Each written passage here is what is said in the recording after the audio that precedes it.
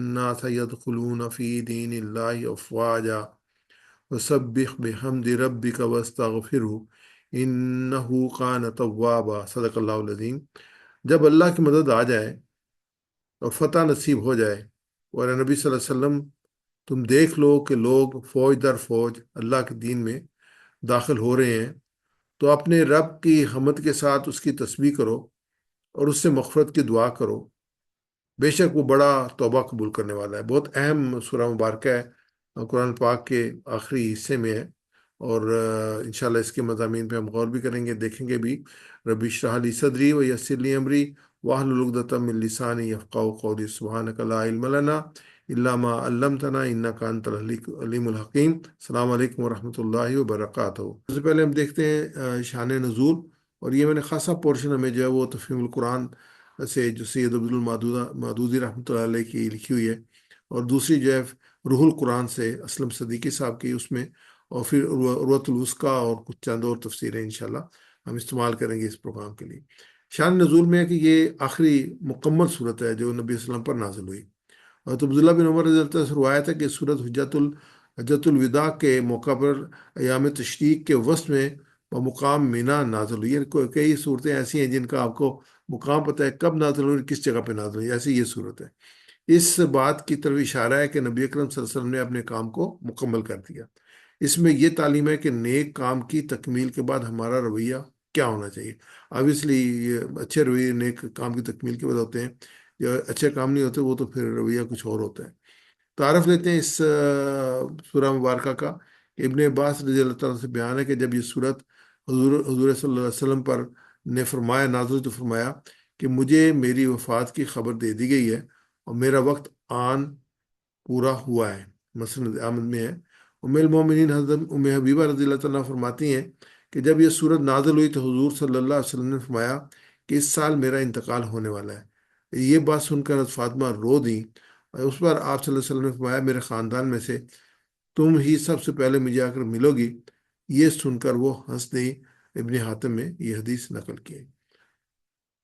اس سورہ میں اللہ تعالیٰ نے رسول صلی اللہ علیہ وسلم کو یہ بتا دیا تھا کہ جب اسلام کی فتح مکمل ہو جائے اور لوگ اللہ کے دین میں فوج در فوج داخل ہونے لگیں، تو اس کی معنی یہ ہے کہ وہ کام مکمل ہو گیا جس کے لیے آپ دنیا میں بھیجے گئے تھے۔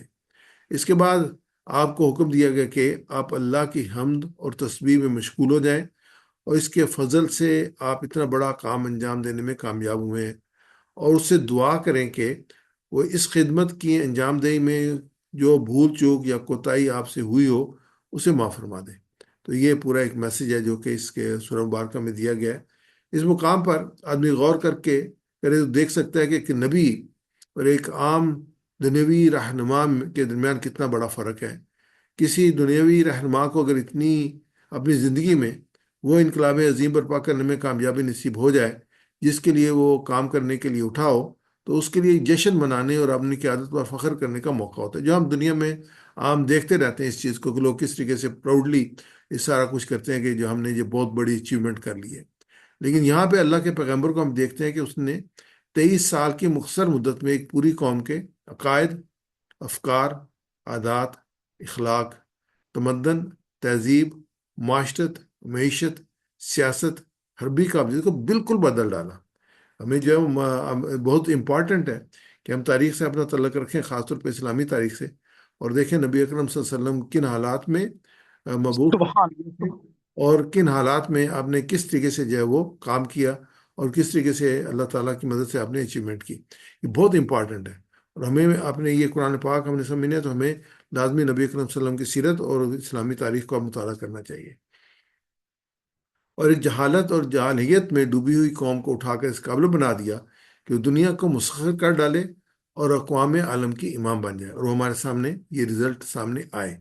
مگر ایسا کارنامہ اس کے ہاتھوں انجام پانے کے بعد اسے جشن منانے کا نہیں، بلکہ اللہ کی حمد اور تسبیح کرنے اور اس سے مغفرت کی دعا کا حکم دیا جاتا ہے۔ یہ بڑی امپارٹنٹ صورت ہے ہمارے رویوں کو درست کرنے کے لیے، اور جو بھی ہم تھوڑی سی اچیومنٹ کرتے ہیں تو اس کے بعد ہمیں اللہ کی حمد بھی کرنی چاہیے، تسبیح کرنی چاہیے، مغفرت دعا کرنی چاہیے کہ اللہ تعالیٰ نے جو ہمیں توفیق عطا فرمائی تھی، ہو سکتا ہے ہم اس کے مطابق اپنے کام کو مکمل نہ کر سکیں۔ اور آپ صلی اللہ علیہ وسلم پوری عاجزی کے ساتھ اس حکم کی تعمیل میں لگ گئے۔ تو یہ ہمیں سیرت سے ملتا ہے کہ آپ صلی اللہ علیہ وسلم کے رویے اس کے بعد کیا تھے۔ حضرت عائشہ رضی اللہ عنہا فرماتی ہیں کہ ہمارے سامنے یہ چیز آتی ہے کہ ان کی آبزرویشن جو تھی وہ یہ تھی کہ رسول اللہ صلی اللہ علیہ وسلم نے اپنے وفات سے پہلے کثرت سے پڑھا کرتے تھے سبحانک اللہم و بحمدک استغفرک و اتوب الیک، کہ میں نے عرض کیا رسول اللہ رسول اللہ یہ کیسے کلمات ہیں جو آپ نے اب پڑھنے شروع کر دی ہیں؟ تو فرمایا میری کی علامت مقرر کر دی ہے، جب میں اسے دیکھوں تو یہ الفاظ کہوں، وہ ہے اذا جاء نصر اللہ والفتح، یعنی وفود آتے تھے آپ صلی اللہ علیہ وسلم کے پاس 350 جو وہ جو قبائل تھے انہوں نے آ کے اسلام قبول کیا اور رونق لگی ہوئی تھی، وفود پہ وفود آ رہے ہیں، تو یہ ایک نشانی تھی جو کہ آپ صلی اللہ علیہ وسلم کہتے کہ فی دین اللہ افواجا، تو یہ نشانی تھی جس میں آپ صلی اللہ علیہ وسلم یہ پھر پڑھا کرتے تھے۔ سورہ مبارکہ کی پہلی آیت کی طرف آتے ہیں، اذا جاء نصر اللہ والفتح، اذا جب، اس بھی جب ہے اور اذا بھی جب ہے، یہ 239 بار اور تقریباً 223 بار آیا ہے، تقریباً 660 بار یہ قرآن پاک میں آیا ہے، بہت امپورٹنٹ لفظ ہیں۔ اور یہ بڑے امپورٹنٹ، اس کی ایک اور بہت ٹیکنیکل چیز ہے جس کو انسان کو یاد رکھنا چاہیے کہ اذا کے بعد جب کوئی ماضی آ جائے، جیسے جاء ماضی میں آیا، تو یہ اذا کے بعد ماضی آنے سے وہ مضارع میں چینج جاتا ہے، یعنی کہ وہ مستقبل اور حال میں چینج جاتا ہے کہ اذا جا، جب جائے کہ اذا جا آیا، جب آیا نہیں، جب یہ اذا کے ساتھ آئے گا جب آ جائے، اذا جا جب آ جائے۔ تو قرآن پاک میں بے شمار موقع پہ جو ہے اذا کے ساتھ جو ہے وہ آگے جو ہے وہ ماضی آتا ہے، جس کی میننگ، جس میں جو ہے جس کا میننگز اور فہم جو ہے وہ مضارع میں، مستقبل میں یا حال میں تبدیل ہو جاتا ہے۔ نصر اللہ، نصر جو ہے مدد، نصر اللہ اللہ کی مدد، یا جب آ جائے اللہ کی مدد، ہم کوشش کرتے ہیں مگر کام اللہ ہی کی مدد سے ہوتا ہے۔ کوشش ضروری ہے، اللہ تعالیٰ نے انسان کو یہ دیا کہ انسان بڑے کام کرے، لیکن جو تکمیل اس کا ہونا ہے یا اس کو، وہ اللہ کی مدد کے بغیر نہیں ہو سکتا۔ والفتح، اور فتح، فتح کے دو معنی ہیں، فتح کہ میں نے ایک کھولنا ہے اور دوسرا جیت ہے۔ آپ کو پتہ ہے پہلے زمانے میں جب فوجیں لڑائی کرتی تھیں تو قلعے بنے ہوتے تھے، تو جو فوجیں جو تھی وہ اپنے آپ کو پروٹیکٹ کر رہی تھی قلعوں میں۔ اب جو مخالف فوج ہوتی تھی اس کی پوری کوشش ہوتی کہ کسی طریقے سے قلعے کے دروازے کھول دیے جائیں، اور جب قلعے کے دروازے کھل جاتے تھے تو جو قلعے میں محفوظ ہوتے تھے ان کی شکست ہو جاتی تھی، تو جو قلعے کے دروازے کھولنے میں کامیاب ہوتا تھا اس کی فتح ہو جاتی تھی۔ یعنی فتح مین جیت اور کامیابی، یعنی کہ دروازے کھول دینا۔ اور یہاں پہ الفتح، الفتح ہو، تو الفتح ایک خاص فتح ہے، اس میں مفسر نے لکھا کہ اس کا مطلب یہ ہے فتح مکہ ہے جو کہ 8ویں ہجری میں ہوئی تھی۔ اس کے بعد جو قریش تھے ان کا تسلط ختم ہو گیا تھا، انہوں نے سبمٹ کر دیا تھا، وہ اسلام قبول کر لیا تھا، اور پھر بعد میں تھوڑی سی اسٹرگل مسلمانوں کو اور کرنی پڑی، لیکن اس کے بعد جو ہے وہ لوگوں کے جو عرب جو تھے انہوں نے جوک در جو آ کے جو ہے وہ اسلام کو قبول کرنا شروع کر دیا تھا۔ اذا جاء نصر اللہ والفتح، ہم تو دبر القرآن سے اس موقع پہ جو یہ فتح کا لفظ آیا ہے اس کو سمجھنے کی کوشش کرتے ہیں۔ فتح یہ ہے کہ جس نے ملک کی حالت میں وہ تبدیلی پیدا کی کہ لوگ اپنے دین کے انتخاب کے معاملے میں بالکل آزاد ہو گئے، اور سرزمین عرب میں اس فتنہ کا بالکل یہ خاتمہ ہو گیا کہ جس کے بل پر قریش کے لیڈر لوگوں کے دین اور ایمان کے مالک بنے بیٹھے تھے۔ اب اس بشارت کے پردے میں گویا نبی اکرم صلی اللہ علیہ وسلم کو یہ بتا دیا گیا کہ اب جلد وہ وقت آنے والا ہے کہ لوگ قریش کے ظلم استبداد سے بالکل آزاد ہو کر اللہ کے دین کی طرف دوڑیں گے، اور کس کی مجال نہ ہوگی کہ اس کی راہ میں کوئی مزاحمت پیدا کرے۔ آپ تاریخ میں ہم دیکھیں تو جب مدینہ منورہ کا ایک وفد جو تھا شروع میں جب آئے، انہوں نے نبی اکرم صلی اللہ علیہ وسلم ملاقات کی، تو قریش ان کو تھریٹ کرتے تھے، وہ بہت چھپ کے آ کے انہوں نے ملاقات کی تھی، اور جب انہوں نے کہا تھا کہ تم نے یہاں پہ آ کے جو ہے نا اگر ان کو پناہ دی تو تم نے مدینہ، ہم مکہ میں تمہارا داخلہ بند کر دیں گے، یعنی قریش ایک اتھارٹی تھی جس کو یوز کرتے تھے دین کے خلاف، اب وہ اتھارٹی ختم ہو گئی۔ تو یہ فتح جو تھی اس اتھارٹی کے جو خاتمے کی تھی، جیسے اس میں تدبر القرآن میں میدان صلی اللہ علیہ وسلم نے لکھا ہے۔ تو ہم بھی جو ہے وہ جو بھی اسٹرگل کر رہے ہیں اس میں ہم دعا کر سکتے ہیں، اور بغیر دعا کے، بغیر اللہ کی مدد کے کچھ نہیں ہوتا ہے۔ اللہ ہماری مدد کر، ہم یہ جو نے وہ کام کیے جو اللہ کی مدد کو بلانے والے ہیں، تو ہمیں یہ بھی دیکھنا چاہیے نا کہ اللہ کے رسول صلی اللہ علیہ وسلم کی سیرت سے کہ وہ کس طریقے سے انہوں نے اللہ تعالیٰ کی جو ہے وہ احکامات پہ عمل کیا، اور ان کے صحابہ نے عمل کیا، جس کی وجہ سے اللہ تعالیٰ کی مدد آئی، تو انفرادی اور اجتماعی طور پر، تاکہ ہمیں اللہ کے مدد ملے۔ اور یہ دوسرا یہ ہے کہ ہم یہ بھی دیکھتے ہیں کہ اس ہفتے اس مقام پر کیا کر سکتا ہوں۔ انسان کو اللہ تعالیٰ نے صلاحیتیں دی ہیں، پیسہ دیا ہے، وقت دیا ہے، اس کو انسان کو دین کی خدمت کے لیے استعمال کرنا چاہیے۔ جو اصل ہے نا وہ آخرت ہے۔ دنیا تو اللہ تعالیٰ نے جو سورہ ملک میں فرمایا نا کہ الذی خلق الموت والحیات لیبلوکم ایکم احسن عملا، کہ اللہ نے زندگی اور موت کو اس لیے پیدا کیا ہے کہ وہ دیکھنا چاہتا میں سے اچھا عمل کرنے والا کون ہے۔ اور یہ جو زندگی ہے اس کی آخرت ہے، اس کا انجام ہے دنیا میں جو موت ہے، وہاں پہ ختم ہو جاتی ہے۔ تو اس کو ہم انتقال کہتے ہیں، انسان ایک پوزیشن سے دوسری پوزیشن میں منتقل ہو جاتا ہے۔ اور جو دوسری پوزیشن ہے جیسے قبر کو لے لیں، وہ بھی انلمیٹڈ ٹائم ہے جس کا کسی کو علم نہیں ہے۔ اور اس کے بعد حشر، اور اس کے بعد جو ہے وہ آخرت کو لے لیں، وہ بھی انفائنائٹ ہے، اس کا بھی کسی کو علم نہیں ہے۔ لیکن یہ دنیا جس میں ہم رہ رہے ہیں یہ فائنائٹ ہے، ہمیں پتہ ہے کہ اس کے لیے ختم ہونا ہے۔ اس میں جو فرد آیا ہے اسے دنیا سے جانا ہے، تو ایک محدود وقت کے لیے اس کو یہاں دنیا میں بھیجا گیا۔ اب یہ ٹائم جو ہے ہم اس کو یوٹیلائز کریں گے، اپنے وقت کو، اپنے مال کو، اور اپنے جو ہے وہ صلاحیتوں کو اپنی آخرت کے لیے۔ اگر ہم یہ کانسیپٹ ہمارا کلیئر ہو جاتا ہے کہ یہ دنیا ہمیں، دنیا یہ کہتے ہیں نا دنیا آخرت کی کھیتی ہے، تو حقیقت میں یہ آخرت کی کھیتی ہے۔ یہاں جو کچھ ہم بوئیں گے، جو کچھ کریں گے، آگے ہم کاٹیں گے نہ۔ اب نبی اکرم صلی اللہ علیہ وسلم جب معراج پہ گئے تو حضرت ابراہیم علیہ السلام جو تھے انہوں نے ایک میسیج دیا امت مسلمہ کے لیے۔ اللہ کے رسول صلی اللہ علیہ وسلم نے فرمایا کہ آپ لوگوں کو بتا دیں کہ جنت کی مٹی بڑی زرخیز ہے، اور جنت کا پانی بہت میٹھا ہے، اور اس کے جو باغات ہیں وہ اللہ کی تسبیحات ہیں، سبحان اللہ، الحمدللہ، اللہ اکبر۔ یہ ہم کہتے ہیں تو وہاں پودے لگتے ہیں۔ تو انسان اپنی جنت جو ہے وہ بنا رہا ہوتا ہے۔ ہم یہ دیکھیں کہ ہم اپنی جنت بنا رہے ہیں، خدا نخواستہ اپنی جہنم میں تو نہیں بنا رہے۔ تو ہم آگ لے کے جا رہے ہیں کہ ہم جو وہ جنت کے میوے لے کے جا رہے ہیں، ہم آگے کیا بھیج رہے ہیں؟ تو جو ہم آگے بھیجیں گے نا وہی ہمیں مل جائے گی۔ تو یہ ہے کہ اللہ تعالیٰ سے دعا کرنی چاہیے، اللہ تعالیٰ کی مدد فرما کہ میری آخرت جو ہے وہ بہتر ہو۔ تو میرے ساتھ ریپیٹ کیجیے گا جی۔ اب مجھے پتہ نہیں ہے کہ جو ہمارے محترم ساتھی ہیں عاشق بھائی، وہ آئے ہوئے ہیں کہ نہیں آئے ہوئے؟ جی عاشق بھائی وہ بیزی تھے، تو سعید بھائی آپ پھر کر لیں گے میرے ساتھ ریپیٹ؟ جی جی انشاءاللہ جی انشاءاللہ۔ چلیں بسم اللہ کرتے ہیں جی۔ اذا جا، جب آ جائے، اذا جاء، جب آ جائے، نصر اللہ، نصر اللہ، اللہ کی مدد، اللہ کی مدد، والفتح، والفتح، اور فتح۔ اور فتح۔ اذا جاء نصر اللہ والفتح، اذا جاء نصر اللہ والفتح، جب آ جائے اللہ کی مدد اور فتح۔ جب آ جائے اللہ کی مدد اور فتح۔ اگلی آیت پہ چلتے ہیں۔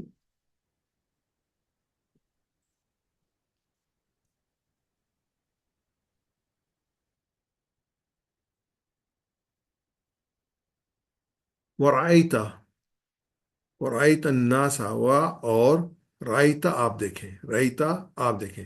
رائت جو ہوگا تو میں دیکھوں، رائتو میں دیکھوں، رائتا آپ دیکھیں، تا پہ زبر ہے تو یہ یو کو جب تم دیکھو گے یا آپ دیکھیں، واو اور ورائتا، اور آپ دیکھیں الناسا، وَإِذَا رَأَيْتَ، یہ رائتا جو ہے اس میں جب آپ دیکھیں، یہ ایکچولی رائتا جو ہے یہ ماضی میں ہے، لیکن اذا کا اثر اس پہ ابھی آ رہا ہے۔ تو اذا جاء نصر اللہ ورأیت الناس، تو اسی کنٹینیوٹی میں ہے۔ تو یہ ہے کہ جب آپ دیکھیں الناسا، لوگوں کو، انسان جو آدمی ہے، الناس جو وہ لوگ ہیں اجتماعی طور پہ تمام انسان جو ان کو الناس کہیں گے، تو ورأیت الناسا اس میں جو ہے نا وہ ہے اس وقت کے عرب کے مختلف قبائل کے لوگ۔ ورائت الناسا یعنی کہ جو قبائل کے لوگ ہیں، جو قبیلے ہیں، جو عرب کے قبیلے ہیں، ان کو منشن کیا جا رہا ہے۔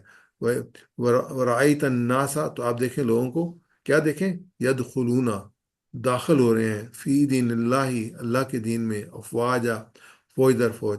عرب میں جو ہے دخول اندر آنے کو کہتے ہیں، خروج باہر جانے کو کہتے ہیں۔ تو دخول یعنی اندر آ رہے ہیں، دین کے اندر آ رہے ہیں۔ یدخلون، وہ داخل ہو رہے ہیں، یدخلون وہ داخل، تدخلون ہوگا آپ سب داخل ہو رہے ہیں، داخلہ سے ہے، داخلہ یدخلو یدخلون۔ تو فی دین اللہ، فی میں، دین اللہ، دین میں، اللہ کے دین میں۔ دین کے دو میننگز ہیں۔ دین کا ایک میننگ ہے بدلہ، جیسے مالک یوم الدین ہم کہتے ہیں، بدلے کے دن کا مالک ہے۔ اور دوسرا دین، دین اسلام، یعنی دین اسلام یعنی طریقہ، زندگی گزارنے کا طریقہ جو ہے اس کو دین کہیں گے۔ زندگی گزارنے کا طریقہ، صرف رسومات فرمان نہیں، جو اللہ، اللہ کے رسول نے بتایا اس کو ہم دین کہیں گے۔ تو ہم اگر جائزہ لیتے ہیں تو عیسائیت ایک مذہب ہے، مذہب یعنی اس میں عبادات ہیں، اس میں باقی احکامات نہیں ہیں۔ کمیونزم جو ہے وہ مذہب نہیں ہے، وہ جو ہے وہ صرف تجارت، معیشت، سیاست، اس کو جو ہے دنیاوی جو سیکولر جو ہے اس کو کور کرتا ہے۔ لیکن اسلام ایک دین ہے، اسلام میں عبادات بھی ہیں اور احکامات بھی ہیں کہ آپ نے تجارت کیسے کرنی ہے، معیشت کیسے کرنی ہے، سیاست کیسے کرنی ہے۔ تو یہ اسلام مکمل دین ہے۔ اس دین اسلام میں ہر چیز عبادت ہے۔ بات نیت کی ہے، کس نیت سے کر رہے ہیں۔ اگر آپ صحیح نیت سے کر رہے ہیں تو آپ کا اٹھنا بیٹھنا کھانا پینا ہر کام جو ہے وہ عبادت ہے، کیونکہ آپ اللہ کی رضا کے لیے کر رہے ہیں۔ ہمیں جو سب سے امپورٹنٹ چیز ہے وہ نیت ہے، اس کو اللہ کی رضا کے لیے، جنت کے اصول کے لیے رکھنا چاہیے۔ جو بھی کام کریں اللہ کی محبت میں، اللہ کی رضا میں اس کام کو کریں۔ یدخلون فی دین اللہ، داخل ہو رہے ہیں اللہ کے دین میں افواجا، فوج در فوج۔ افواج جو ہے وہ جمع ہے، فوج اس کے مذکر ہے، یعنی گروہ در گروہ، یعنی یعنی قبیلہ قبیلہ در قبیلہ اس کو کہیں گے۔ تو یہ کہ ارأیت الناس یدخلون فی دین اللہ افواجا، ہم تکمیل قرآن میں دیکھتے ہیں انہوں نے جو اس کی تشریح کی ہے کہ پورے پورے قبیلے، بڑے بڑے علاقوں کے باشندے کسی جنگ اور کسی مزاحمت کے بغیر از خود مسلمان ہونے لگیں۔ یہ کیفیت 9 ہجری کے آغاز سے رونما ہونی شروع ہوئی، اور جس کی وجہ سے اس سال کو سال وفود کہا جاتا ہے کہ وفد جو ہے وہ آ رہے ہیں اور اسلام قبول کر رہے ہیں۔ اسلام عرب کے گوشے گوشے سے وفد پر وفد رسول اللہ صلی اللہ علیہ وسلم کی خدمت میں حاضر ہونے لگے اور اسلام قبول کر کے آپ کے دست مبارک پر بیعت کرنے لگے، یہاں تک کہ 10 ہجری کو جب حضور صلی اللہ علیہ وسلم حجۃ الوداع کے لیے تشریف لے گئے، اس وقت پورا عرب جو تھا اسلام کے زیر نگین ہو چکا تھا، اور ملک میں کوئی مشرک باقی نہ رہا تھا، یعنی کوئی قوت باقی نہیں رہی تھی۔ افراد ہوں گے لیکن کوئی قوت باقی نہیں تھی ریزسٹ کرنے والے۔ پورا عرب جو تھا اس نے سرنگو کر دیا، سبمٹ کر دیا تھا۔ اسی وجہ سے تو 1,24,000 لوگ جو تھے اللہ کے رسول صلی اللہ علیہ وسلم کے ساتھ آخری حج پہ موجود تھے۔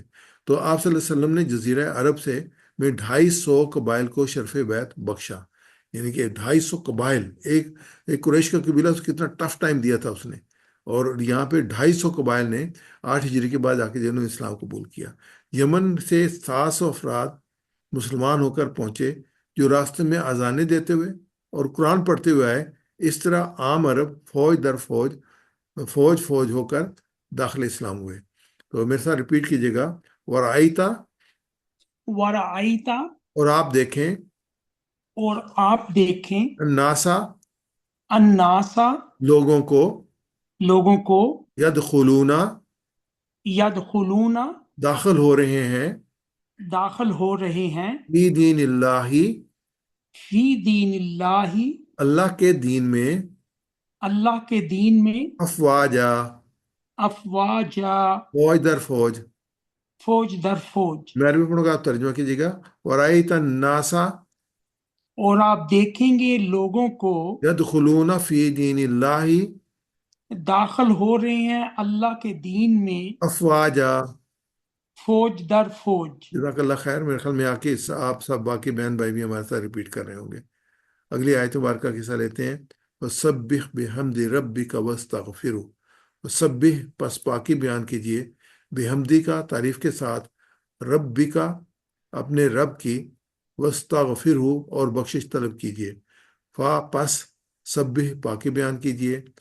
سبح کا مطلب سبحان اللہ بھی اس ہے کہ اس بات کا اعلان ہے کہ اللہ تعالیٰ تمام عیوب سے پاک ہے۔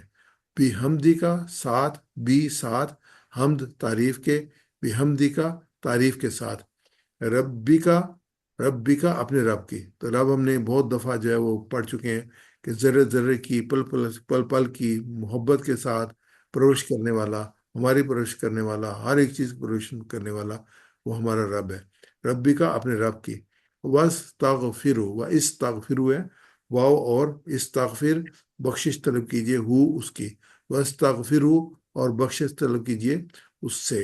اور ہم اردو میں بھی استعمال کرتے ہیں لفظ استغفار، مغفرت، غفور، مغفور، یہ سارے ایک ہی وزن کے الفاظ ہیں۔ تو اس کو ہم دیکھتے ہیں جو اسباق ہیں، پس پاکی بیان کیجئے۔ اس عظیم کامیابی کے متعلق تمہارے دل میں کبھی اس خیال کا کوئی شائبہ تک نہ آئے یہ تمہارے اپنے کمال کا نتیجہ ہے، بلکہ اس کو سراسر اللہ کا فضل و کرم سمجھو، اور اس کا شکر ادا کرو، اور قلب اور زبان سے اس امر کا اعتراف کرو کہ اس کامیابی کی ساری تعریف اللہ ہی کو پہنچتے ہیں۔ تو جو بھی اچیومنٹ ہوتے ہیں نا انسان کی، ہمیشہ انسان کو اس کو جو ہے اللہ کی طرف کرنا چاہیے کہ جو ہوا ہے یہ میرے رب کے کرم و فضل کی وجہ سے ہوا، اس کا انسان شکر ادا کرے۔ وسبح بحمدی کا، پاکی بیان کیجئے تعریف کے ساتھ، یعنی یہ تمہاری تسبیح اللہ تعالیٰ کی حمد کے ساتھ ہونی چاہیے۔ یعنی تمہیں جب بھی اپنی قربانیاں یاد آئیں، اپنے کارناموں کی یاد تازہ ہو، تو فوراً دل و دماغ میں یہ تصور غالب آ جانا چاہیے کہ ہماری یہ تمہاری مساعی اور ہماری یہ ساری قربانیاں اللہ تعالیٰ کی تائید و نصرت کی محتاج تھیں۔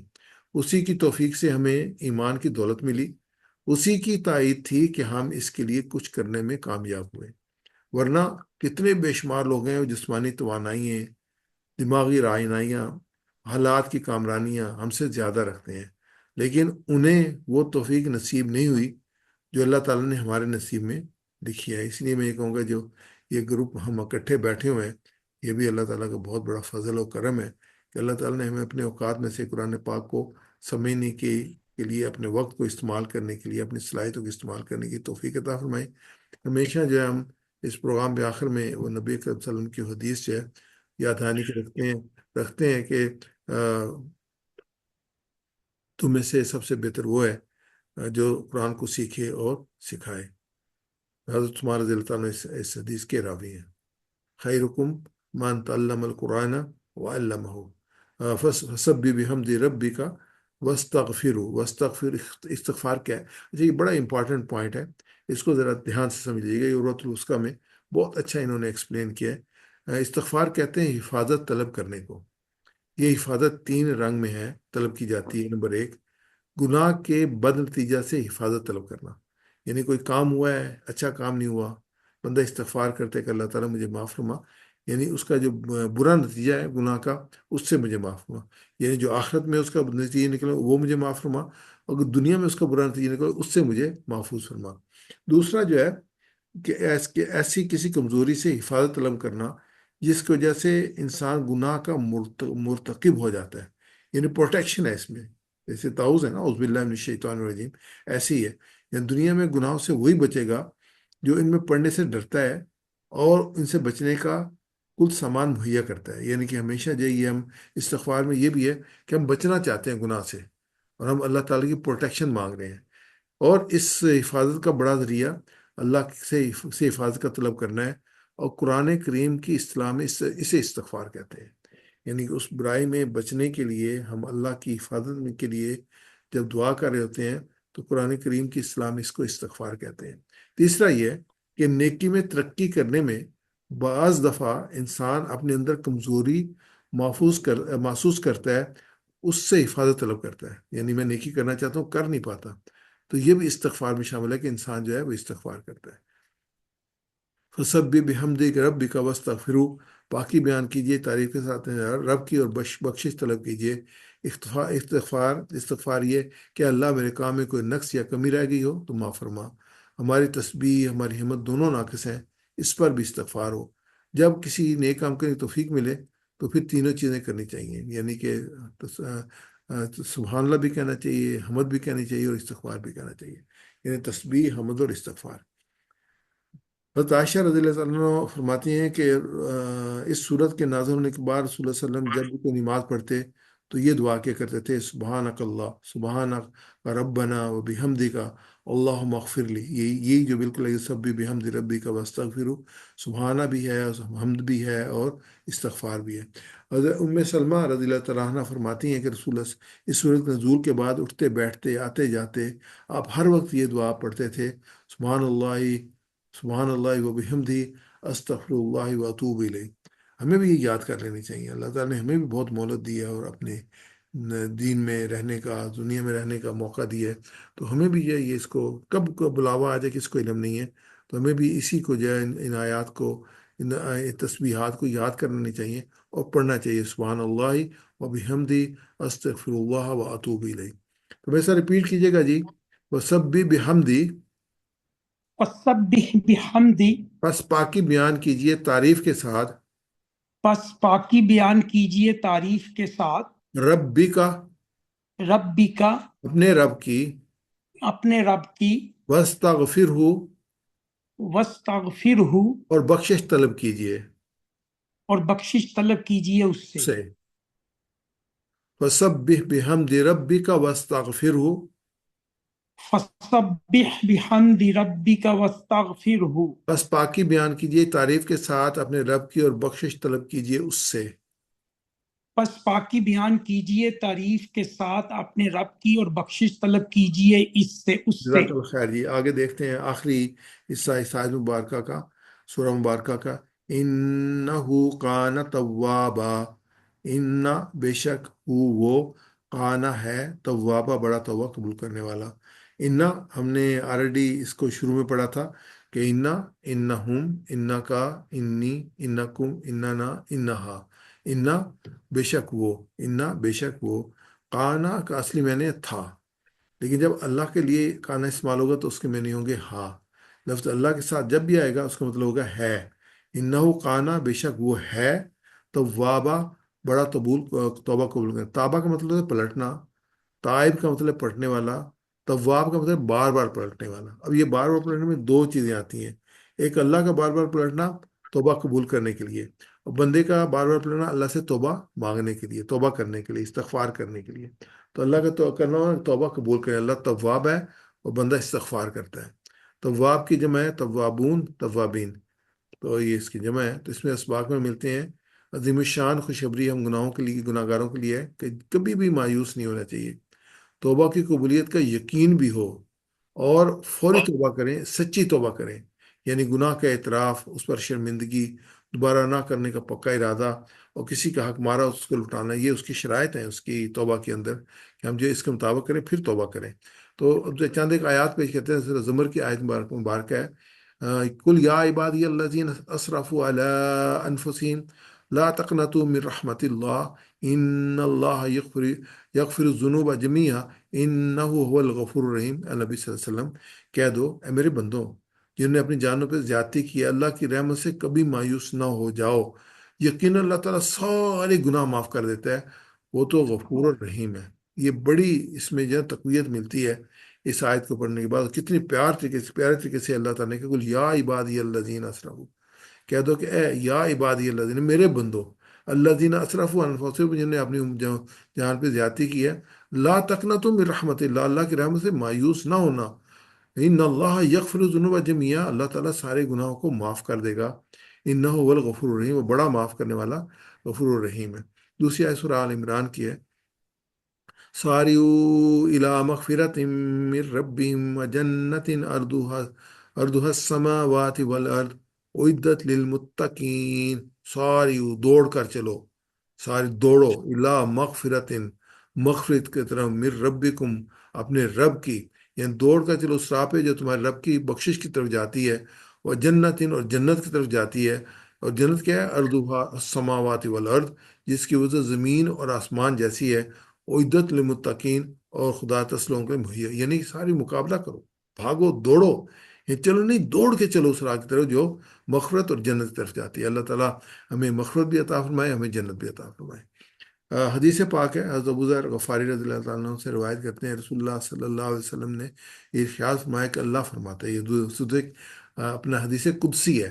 अल्लाह के रसूल में कि अल्लाह फरमाता है, ये कुरान पाक में नहीं आई, लेकिन अल्लाह के रसूल ने कि अल्लाह ने फरमाया। क्या फरमाता है? मेरे बंदे बेशक जब तक मेरी इबादत करता रहेगा, वो मुझसे मग़फ़िरत की उम्मीद रखेगा, मैं तुझे माफ़ करता रहूँगा, चाहे तुझ में कितनी ही बुराइयां क्यों ना हो। सुभान अल्लाह है, सुभान अल्लाह।